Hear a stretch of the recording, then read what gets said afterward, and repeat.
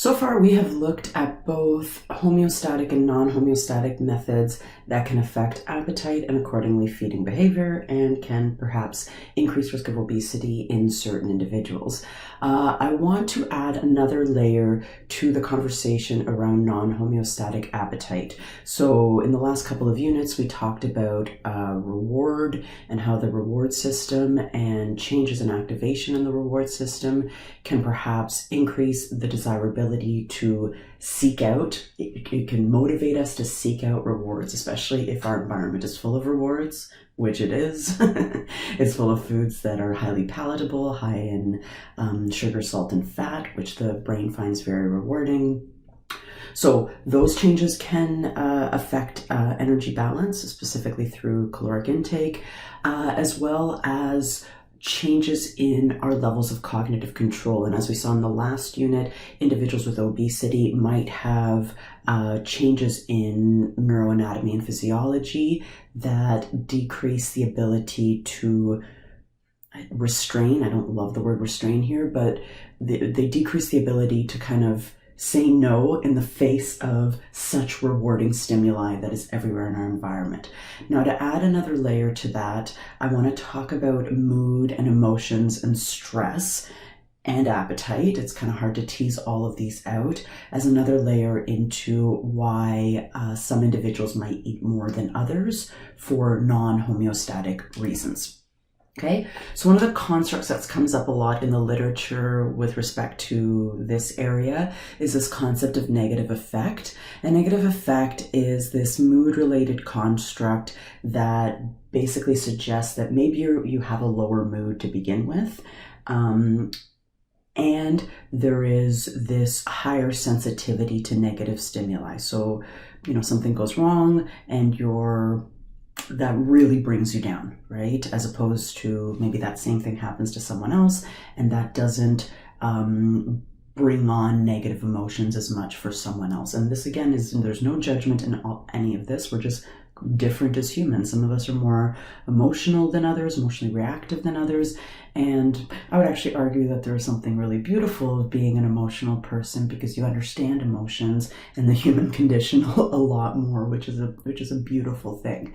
But anyways, so there seems to be differences in negative affect that may influence eating behavior and that may be more likely to be found in obesity. We have to be careful though when we have this conversation because there is a lot of heterogeneity in this research base because there's a lot of heterogeneity within the study population, and we can't just say that someone that is maybe more susceptible to be affected by negative stimuli that they're for sure going to eat more, right? And they're for sure going to have obesity. That's absolutely not the case because we respond to negative stimuli differently as well, okay? But what I want to do in this unit is present some studies that show some of the correlation between negative mood, stress, emotional eating, and things like obesity and overconsumption, okay? So just like I said, I'm treading lightly and I don't want to over conclude about what some of these studies mean. So the first couple studies we're going to look at bring up questions about research ethics for sure, but nevertheless, they do give us some ideas about how negative mood can potentially affect our behavior. So in this first study, they recruited individuals with obesity and normal weight people, and then they divided both of those groups, so individuals with obesity, normal weight group, and they divided each of those groups further through the assessment with various scales into high negative affect, so kind of lower mood or higher reactivity to negative emotional states, so that's high negative affect, okay, and low negative affect, so someone who perhaps is less responsive to those emotional or negative stimuli. High negative affect, think of like a more negative response to negative stimuli, okay? And so then what they did, which is a little controversial, is they got these people into kind of two settings. One where they were, in one study trial, they exposed both of these participants to kind of this negative state. So here's the question. Here's what brings up some questions about research ethics. So in the exposure situation, they asked people to think about something that had happened to them that made them very sad, and to kind of think about that thing for 3 minutes and then write down some keywords about that negative experience. I don't like this study because it could be re-traumatizing, but it happened like 15 years ago, so hopefully we do better now. But anyways, and they had them listen to sad music as well. And I'm actually going to play the sad music that they had them listen to. This this composer Alexander Nevsky. And they had them listen to this kind of sad, invoking music. Okay, so at half speed, which is what it's playing at right now, to make it even sadder, I guess.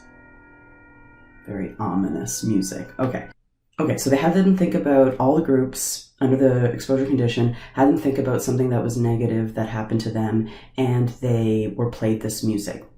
And basically what that found is really more or less shown in these two right here, right? So here we have overweight, OW, sorry, I'm missing my pen here. We have overweight, and here we have normal weight participants at the bottom, okay? So in the individuals that were overweight or obese, when they were exposed to the situation to promote that negative mood, those individuals that had high negative effect, that were more responsive to those negative moods, we believe, tended to eat a lot more calories. And this wasn't seen in the normal weight group, okay? And there was a difference with those that were less responsive to those negative cues.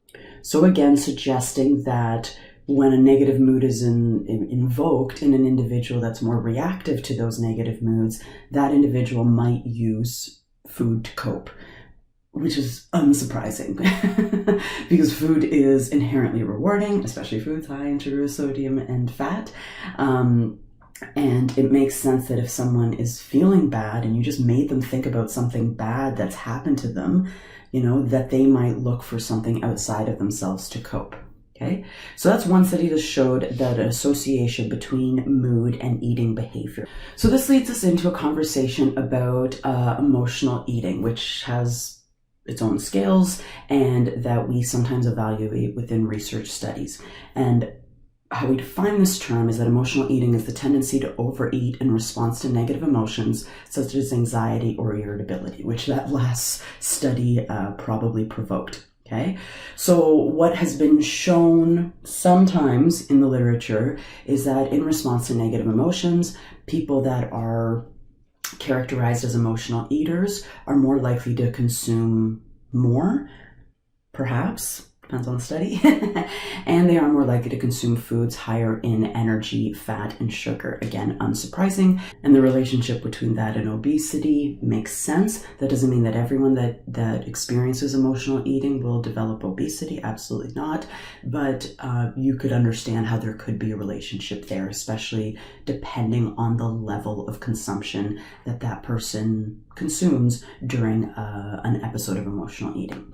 Okay, so in this next study, they looked at, they subdivided people into emotional eaters and non-emotional eaters. So when you see NE as here, okay, or the white boxes, those are people that are non-emotional eaters. And then when you see EE, these are individuals that experience emotional eating as far as the scales that they use to define that suggest. So let me just break down the experimental design for you. So basically the participants showed up and they took baseline cortisol and anxiety ratings. So cortisol ratings, they were hooked up intravenously to get some of those ratings. And then anxiety ratings were through questionnaires.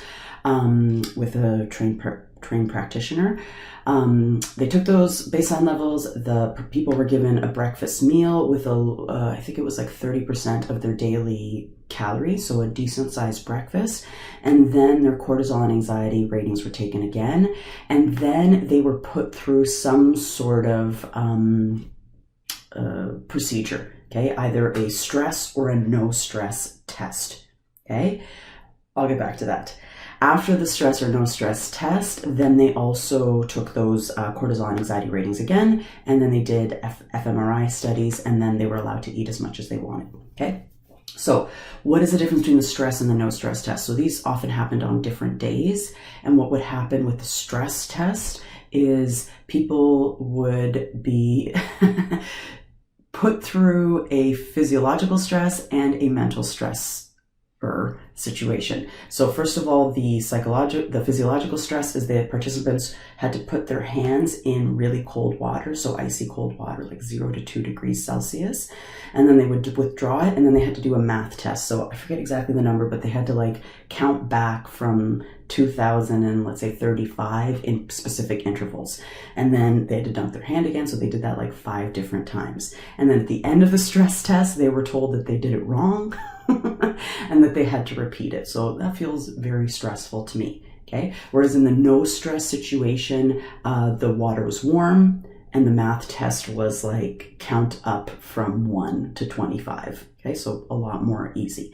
okay? So the stress test was used to see if there was a difference in anxiety ratings and cortisol ratings depending on whether an individual's an emotional eater or a non-emotional eater, okay? So what actually matters here are the stress response. So that's the cold water immersion and the hard math test. And what they found is compared to before the test started and after the test was completed, so T20 here, those individuals that were categorized as emotional eating, they had much higher anxiety ratings compared to those that were non-emotional eaters. So we're showing that there's a higher response, at least in their anxiety activation, to a particular stress. And if we were to look at more of the physiological outcomes, we saw that with that stress test, there was a big increase in cortisol levels, more so in emotional eaters, the black, than in individuals without emotional eating, okay? So showing that individuals with emotional eating, they are more affected by that stress test, at least in this study, than those individuals that don't have emotional eating. Now, it's worth mentioning here that during that ad libitum snack, the groups didn't eat any differently, but that might be more in response to the fact that they had consumed that larger meal beforehand. And bringing this back to the brain, in those fMRI studies, what they found is the black boxes, the individuals with emotional eating, once they underwent that stress condition, they had significant changes in their nucleus accumbens, changes in activation in the nucleus accumbens and the caudate and the putamen, the last two of which are part of the basal ganglia that is associated with our reward mechanics, our reward circuitry, and they're part of that system that helps us move towards a particular reward. So although there was decreases, you might think that they had less activation, which is true, but this actually supports a hypothesis that I haven't actually talked about called the reward deficiency hypothesis, whereas some individuals might seek out rewards because they have this kind of lowered reward state to begin with. So they seek out a reward to get that hit, which they don't have to begin with, okay? So what I'm again showing though here is that there was, due to that test, changes in activation more so in individuals with emotional eating than in individuals that don't have that emotional eating. So there's some sort of change in how we respond to stimuli for some individuals. And these emotional eaters, they might be a subgroup within the obesity phenotype that requires their own types of intervention strategies, right? If you're eating because of what's going on with your emotions, well, then that's maybe where we want to direct our efforts, as opposed to someone that's eating a lot because they just don't actually understand how calories in versus calories out work, right? There's lots of different reasons people might eat a lot, and emotional eating is definitely one of those.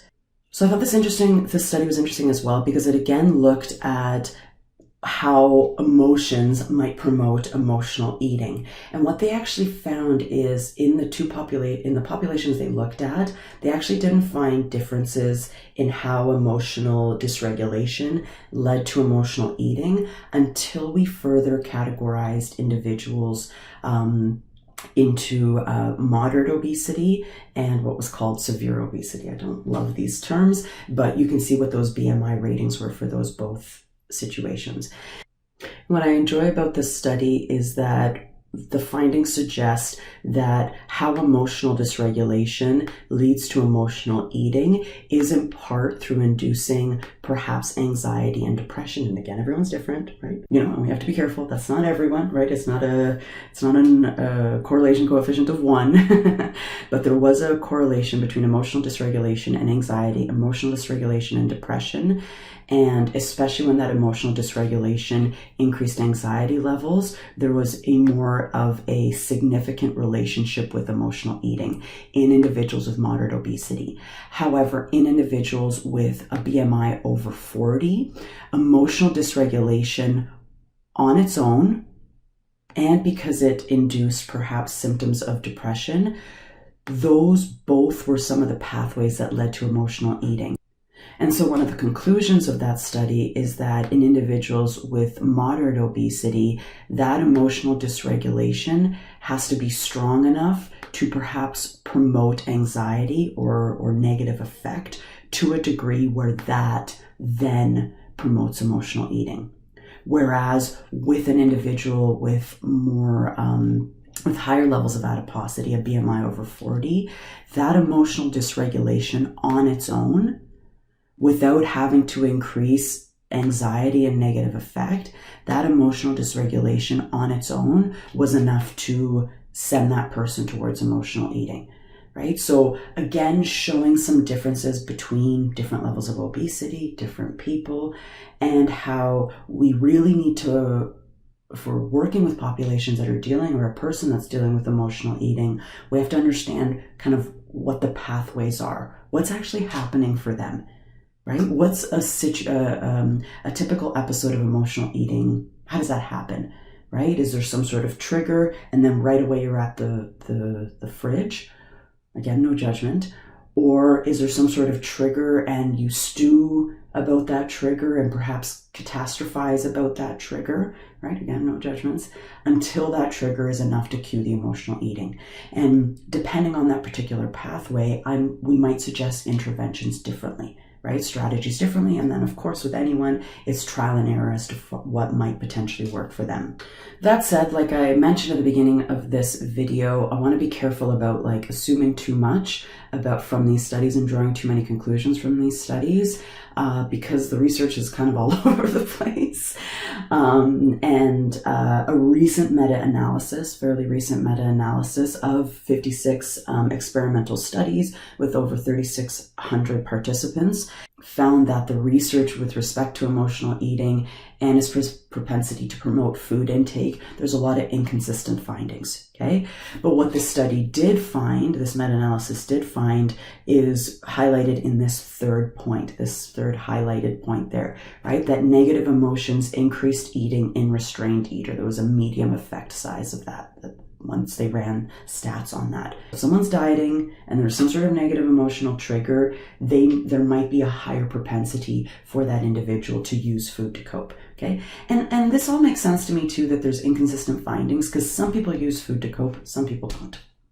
Some people, when they are dealing with a depressive episode or dealing with an episode of anxiety or generalized anxiety or chronic depression, some people, again, use food in those situations to deal with what they're going through, and some people don't. And probably that relates to some of their childhood experiences, some of their learned behaviors, how implicitly rewarding food is to them, right? There's going to be a lot of variation in that. But hopefully some of this evidence I presented does give us another level on this non-homeostatic appetite conversation to realize that there's more going on than, leptin feedback, ghrelin feedback, CCK feedback, etc. There's a lot of these complex interactions and neuronal stimuli right? Based sometimes on external stimuli, based sometimes on, what you've gone through in your past and your memories and how those affected you. There's all these different stimuli that are going on that can potentially affect food intake, but it's really heterogeneous, right? That there's going to be a lot of variation within individuals as far as what their eating behavior is really being triggered by. So one last thing I wanted to mention before we finish up this unit is a little bit about the hippocampus, because that's also a very fascinating area. The hippocampus, if you've probably learned about it by now, is this seahorse-shaped part of the brain that is associated with learning and memory in particular. It is also known to connect with both the hypothalamus and our kind of stress axis, the HPA axis, and affect our responses to stress as well. Okay. It is believed that as far as food intake goes, the hippocampus is part of the circuitry that helps to integrate some of those environmental cues, so like what we're seeing, what we're smelling, etc., with current energy states.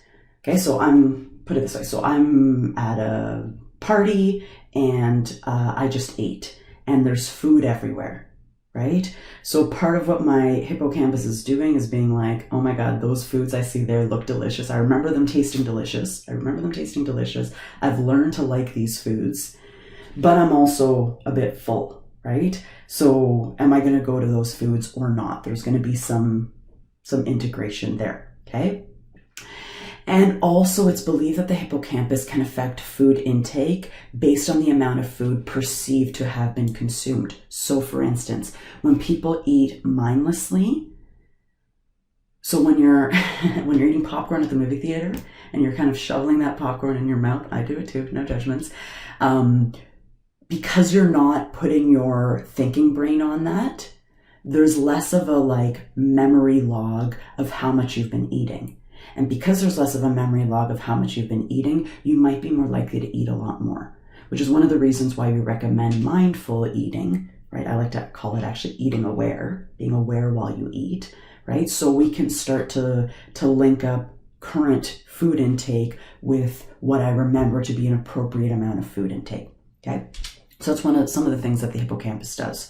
So as far as how the hippocampus can regulate food intake, some of the hypotheses as to how these relate is that our hippocampus can help us remember what happened when I ate these foods in the past, given my internal energy status right now or nutrient status right now, right? There also seems to be involvement with the hippocampus when I show images of food.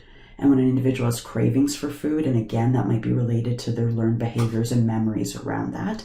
And also, if you're the kind of person that you always eat at 6 and you don't eat at 6, that's often when some of that memory-based associations about food intake might pop in, right? That oh, it's 6, I should be eating, right? And that's one of the reasons why it was really hard for me to kick night eating, because at 10:30, that's when I would often have a snack. So it's 10:30, this is what I'm supposed to be doing at this time, right? I have a memory of that, right? There's a connection with the hypothalamus too.